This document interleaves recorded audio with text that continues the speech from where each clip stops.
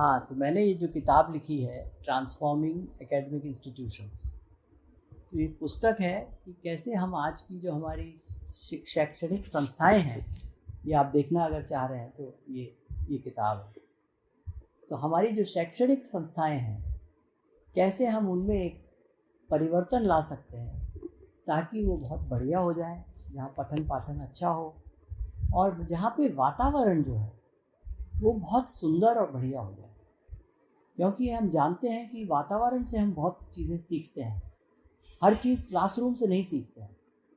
तो विषय भी जब हम पढ़ते हैं तो कक्षा में कुछ चीज़ें सीखते हैं, लैब में कुछ और सीखते हैं, और आपस में बातचीत के ज़रिए और ज़िंदगी से जोड़ के जब उसे देखते हैं तब उसे चीज़ें समझ में आती है। तो अगर शैक्षणिक संस्थाएं, एकेडमिक इंस्टीट्यूशन इस प्रकार से हो जाए कि वहाँ का वातावरण जो है समरसतापूर्ण हो जाए, हार्मनी हो जाए, जिसमें हम एक दूसरे से सीख रहे हैं, एक दूसरे को बता रहे हैं, एक दूसरे से मैत्री है, एक दूसरे से समझ रहे हैं, तो उससे हमारा जो विकास है, प्रतिभा का विकास, व्यक्तित्व का विकास, वो एक अलग ही रूप से होता है। तो ये इस पुस्तक में इसी बात पर मुख्य चर्चा है। मैं IIT BHU का डायरेक्टर बना 2013 में, जब BHU काशी विश्वविद्यालय, हिंदू विश्वविद्यालय में जब इसका जो इंजीनियरिंग था वो IIT बन गया, तब मैं पहले डायरेक्टर के रूप में वहाँ गया और उसको कैसे IIT के रूप में उसका परिवर्तन हो जाए उस पर मैंने काम किया। तो उसमें तो हम पहली चीज़ जो होती है जिसकी सब लोग पूछते हैं, देखते हैं कि भाई आपके नियम क्या हैं, आपके रेगुलेशंस, आपके स्टैट्यूट्स, ये सब नियम जो है अलग अलग स्तर के होते हैं, उनका नाम अलग अलग दे दिया जाता है। और एक्ट ऑफ पार्लियामेंट, तो ये सब नियम हैं जिनके अंतर्गत आप चलते हैं। तो ये उसके जो नियम हैं वो इस प्रकार से बन जाए, चाहे वो शिक्षा पद्धति के हों, चाहे प्रमोशन के हों, चाहे छात्रों के आपस में खेलकूद के हों, तो इन सब चीज़ों को लेके कैसे नियम बने जो कि IIT के अनुरूप हो जाए। लेकिन ये हम जानते हैं कि दो संस्थाएं जिनमें बिल्कुल एक ही नियम है, एक बहुत सुंदर और बढ़िया हो सकती है, दूसरी इतनी बढ़िया नहीं हो, ऐसा भी हो सकता है। तो इसका क्या कारण है, कैसे हम इसको कैसे समझें?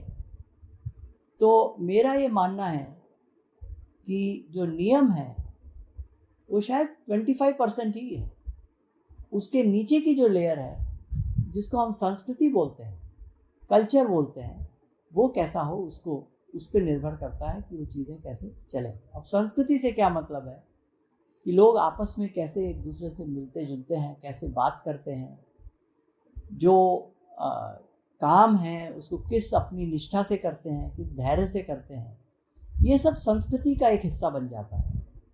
और कोई नया व्यक्ति जब संस्था में आता है तो कभी कभी बोलता है, अरे ये यहाँ पर कुछ अलग ही है।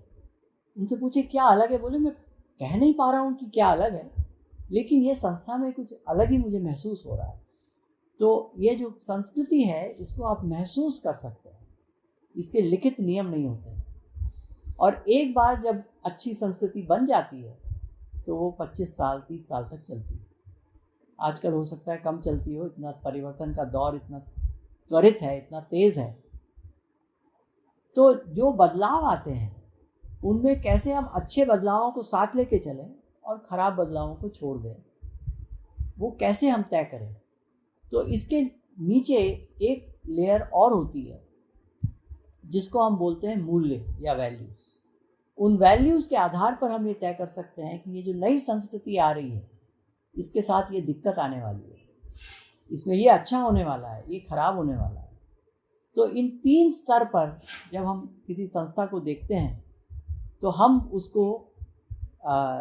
उसका इवैल्यूएशन भी कर सकते हैं, और साथ में जैसे जैसे आगे विकास हो रहा है, समय बीत रहा है, हम ध्यान रख सकते हैं कि हमारी संस्था और उन्नत होती जाए और अच्छी होती जाए।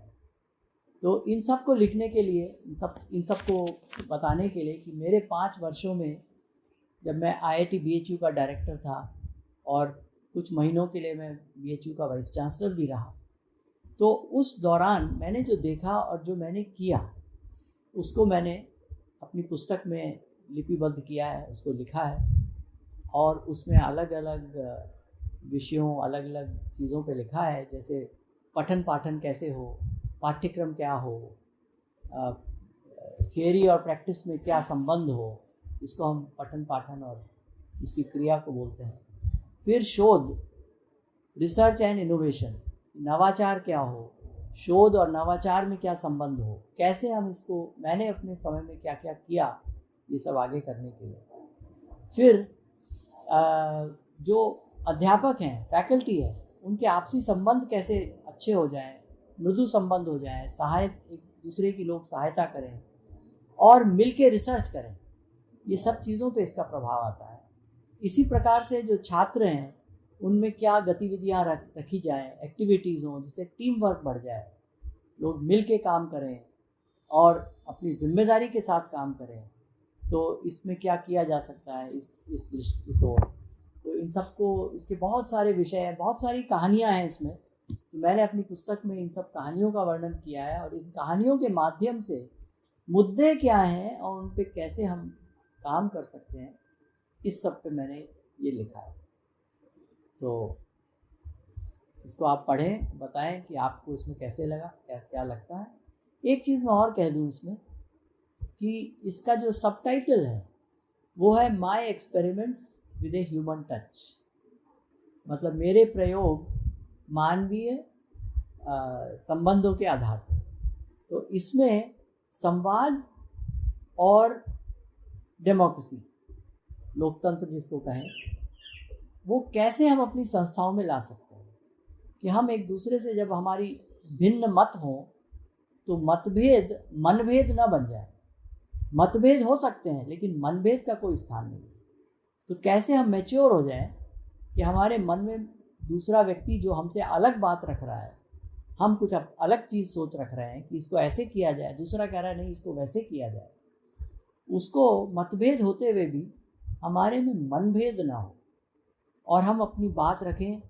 तो यही संवाद की प्रक्रिया है कि दो विचार, दो तरीके सामने आ रहे हैं जिस पे हम खुल के चर्चा कर सकते हैं, और हो सकता है कुछ प्रयोग भी करने पड़े, उसके लिए भी हम तैयार रहते हैं।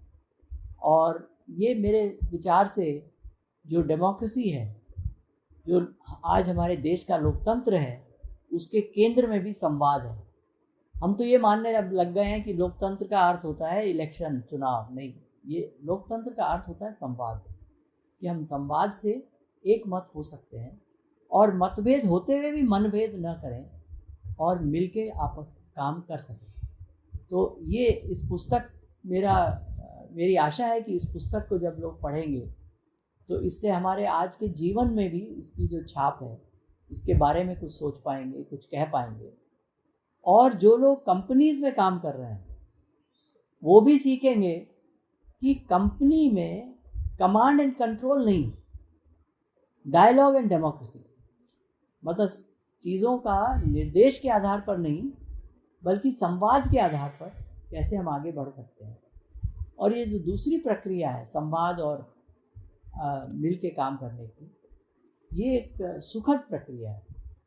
सुखद किस सेंस में? इसमें विरोध नहीं है, इसमें हम मिल के काम करते हैं। और जब हम मूल्यों पे जाते हैं तो वहाँ से समझ में आता है कि मूल्य तो वही हैं, दूसरे व्यक्ति में भी वही मूल्य अंदर है, मेरे अंदर भी वही है।